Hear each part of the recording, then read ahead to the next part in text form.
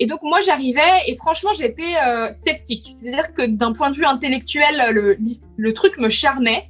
Et donc ce que lui m'avait raconté, ça me plaisait, mais avec un petit point d'interrogation. Et donc au tout début, ça s'est très très mal passé. C'est-à-dire que je suis arrivée et puis j'ai posé plein de questions de meufs occidentales reloues, du genre oui mais l'ayahuasca, mais si combien j'y crois tu pas. gagnes? Ouais. Non, et puis je me demandais vraiment, est-ce que si je ne crois pas à l'ayahuasca, est-ce que ça marche quand même? Donc j'ai demandé ça voilà, à la chamane. Et je posais plein de questions où je sentais que vis-à-vis des gens acquis à la cause, c'était hyper déplacé de ma part. Avec mon copain, on faisait que s'embrouiller. Il me disait, mais je sens que tu me prends pour un fou, je sens que tu me prends pour un taré. Et je vais dire la vérité, c'est que, en fait, au tout début, pendant 1 semaine et demie, on m'a pas donné d'ayahuasca. Parce que la chamane a décidé que j'étais pas encore prête. Et donc, elle m'a donné d'autres types de plantes pour me préparer doucement pour que le choc soit pas trop énervé. Et au tout début, donc moi j'étais en cérémonie, je voyais les gens prendre l'ayahuasca et puis je les voyais partir dans leur trip. Sauf que de l'extérieur, on voit juste des gens allongés en train de faire des trucs bizarres ou se mettre à hurler ou voilà. Et du coup, et les gens disaient tellement des trucs, hein? Et vomir, ouais, accessoirement. Ouais, et vomir. Et les gens après disaient des trucs mirobolants, du genre j'ai vu un aigle, la lousa, la lumière, machin. Ils disaient des trucs et j'étais là, mais genre, ils font trop pitié, quoi. Genre, SOS, les colons de la forêt. Genre, j'étais là, genre, non, mais ce sont vraiment, mais genre, vraiment SOS, ils font pitié, mais genre, à un niveau. En fait, j'ai vécu pendant 1 semaine et demie dans le mépris. J'étais en mode, non, mais sortez de moi de là, je sors avec un mec, il est fou. En fait, genre, il est pas bien dans sa tête. Et du coup, on faisait que s'embrouiller. Il me disait, mais tu me crois pas en fait. J'étais là, ouais, je sais pas trop en fait. Bon. Et toujours est-il qu'il y a un moment, du coup, voyant que entre lui et moi, c'était hyper tendu, la chamane a dit, on va lui donner un bon coup d'ayahuasca à celle-là. Ça ira peut-être mieux après. Donc, j'ai eu ma première cérémonie d'ayahuasca où elle m'a chargé un verre d'ayahuasca plus que tout le monde, quoi. Je crois qu'elle en avait marre de mon scepticisme. Elle s'est dit, bon, allez hop, on va l'envoyer bien loin, la gamine occidentale, rationnelle à souhait. Et oui, ça a été une claque, mais d'une violence. Oh là là là là, ça a été... En fait, pour te dire, j'étais quelqu'un qui ne croyait pas à la vie après la mort. Genre, j'étais même... je suis quelqu'un qui a toujours été un peu borderline suicidaire avec cette option, cette porte ouverte, en fait. Et après ça, ça n'a plus jamais été envisageable. Je me dis, mais de toute façon... c'est pas du tout fini et c'est pas garanti que ce soit mieux après. Donc moi vraiment l'expérience ayahuasca, je pourrais raconter vraiment la première expérience. Ouais, ma rationalité d'occidentale est tombée genre comme ça d'un coup. Ok. Et après ça s'est mieux passé du coup, ouais. Et tu peux parler de ce qui s'est passé pendant ton trip, en fait? Enfin, oui. Comment est-ce que toi, tu peux nous expliquer un peu ce que tu as expérimenté? Ouais. Moi, je m'en rappelle relativement bien. Après, c'est vrai que traduire ça avec des mots, c'est pas toujours évident. Mais en gros, donc, j'ai pris le breuvage. Et puis, au bout de... Ça a duré quand même 1 heure avant de monter. Donc, t'es assis sur ton matelas, t'attends que ça se passe, tu dis qu'il se passe rien, que je retourne dans mon truc. Genre, de toute façon, ces gens mentent tous. Et puis, le truc monte, mais d'un coup, quoi. Genre, vraiment... En fait, tout d'un coup, je me retrouve avec les yeux fermés et la première chose que je vois, c'est un logiciel. Genre un logiciel, c'est Matrix. Je vois un logiciel informatique, des chiffres partout. Je suis là genre, attends, what the fuck, qu'est-ce qui se passe? Je commence à avoir une crise de panique massive. Et puis, je vois comme une barre d'ordinateur et je vois un logiciel qui se défragmente. Enfin, un logiciel qui un logiciel qu'on va mettre dans la corbeille, quoi. Qui commence à défragmenter. Et je comprends que ça veut dire que mon cerveau est en train de se défragmenter d'une certaine façon. Et je commence vraiment à avoir chaud, à avoir peur, en fait. Et tout d'un coup, je me rends compte que je me dis, mais je suis qui? Et je me rappelle pas que je m'appelle Dora. Je me rappelle pas qui sont mes parents. Je me rappelle de rien, genre, mais de rien. Et je commence à me dire, mais attends, c'est quoi? C'est-tu qui? Et j'essaie de rouvrir les yeux. Et quand je rouvre les yeux, en fait, je vois l'air de la salle. C'est-à-dire que l'oxygène qui n'est pas censé être visible, je vois des particules dans tous les sens. Et je commence à faire ça. Et je vois que je peux bouger je sais pas, comme s'il y a de la fumée, quoi. Mais il n'y a pas de fumée, voilà.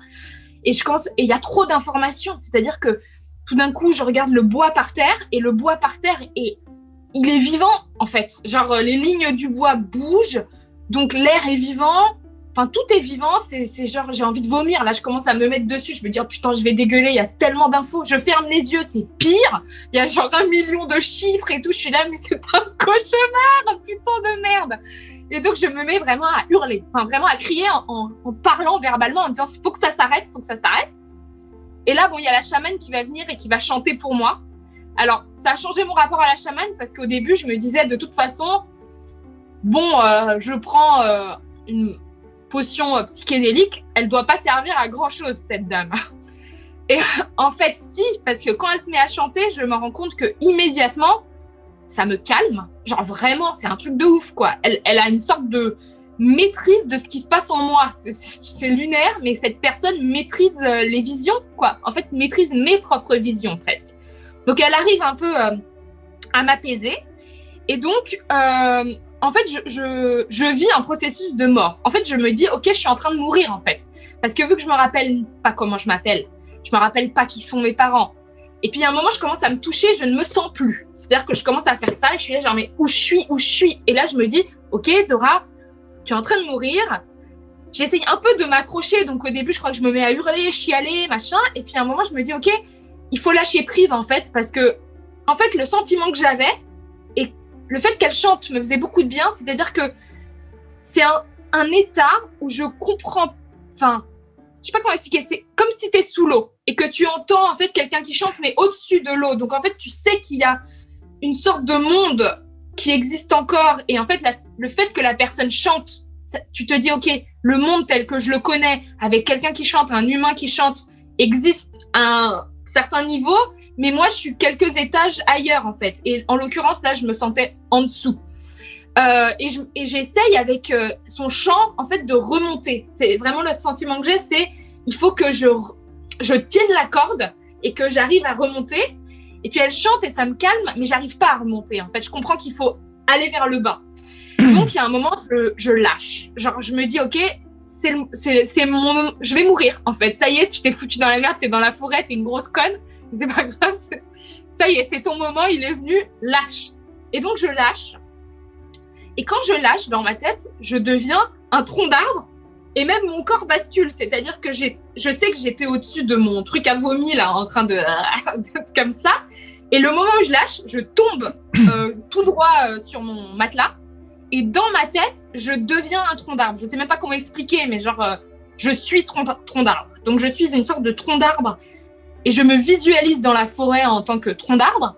Et de tronc d'arbre, je deviens, alors je sais pas comment c'est possible d'expliquer ça, mais je deviens une goutte d'eau et je deviens du sable. Et à ce moment-là, le temps, la notion de temps change totalement et je suis sur un rythme qui est l'éternité. Et aussi, je suis une conscience, mais je suis plus incarnée.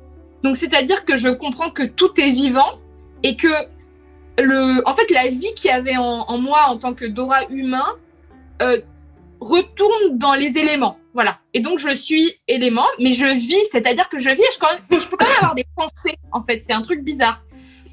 Il y a un certain moment d'acceptation de cet état, d'abord un état de panique, et puis après une sorte d'état de plénitude, en fait, de paix absolue. Je me dis, en fait, c'est pas grave, je suis plutôt bien dans cet état d'eau, sable, je sais pas trop quoi. Et puis après, ça se corse un peu, ça commence à aller mal, c'est-à-dire que cette goutte d'eau devient du sang. Moyen sympa. Donc, je me sens devenir du sang. Et alors là, je commence à avoir des images presque religieuses et presque catholiques, lorsque je ne suis pas du tout d'origine catho.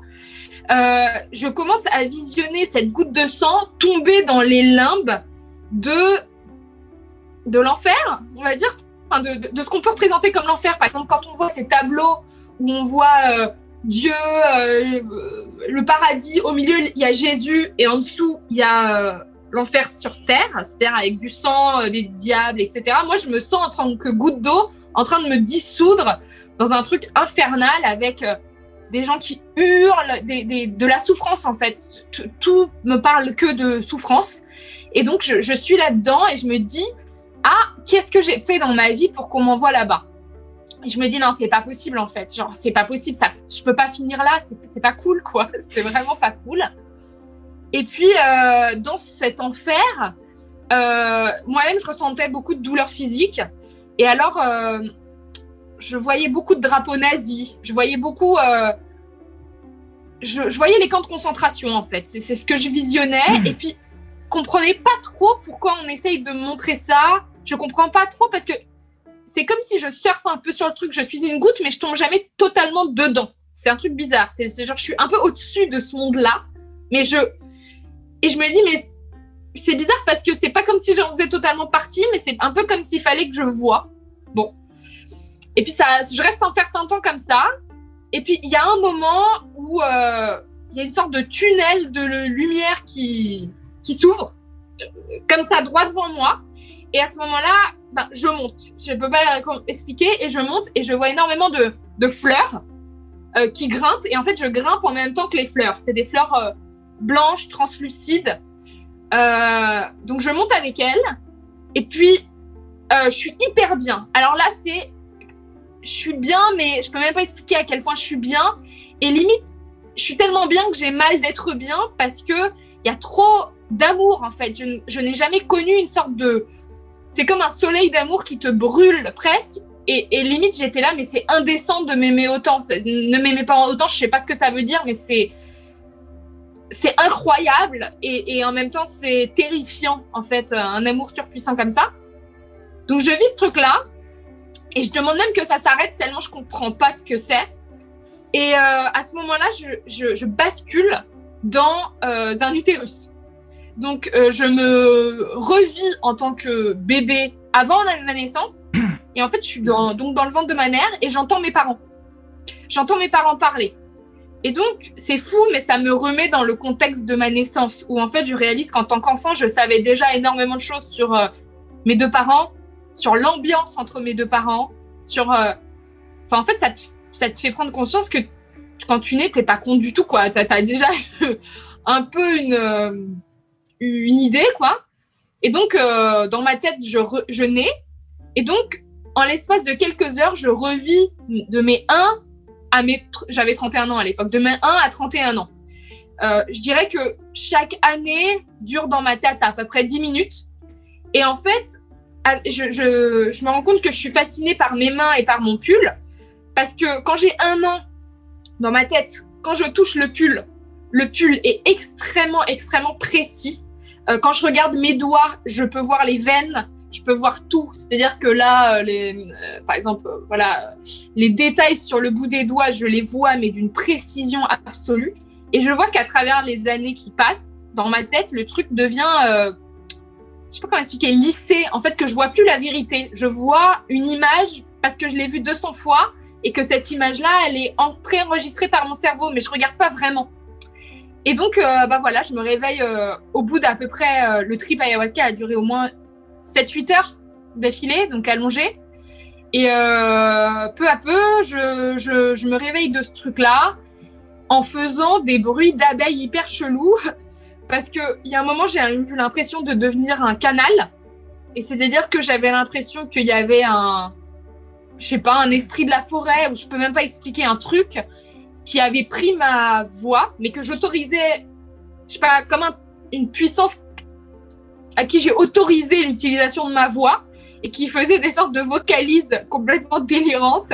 Et je me disais, mais qu'est-ce que c'est que ce truc? Et en même temps, je le laissais faire parce que ça me fascinait.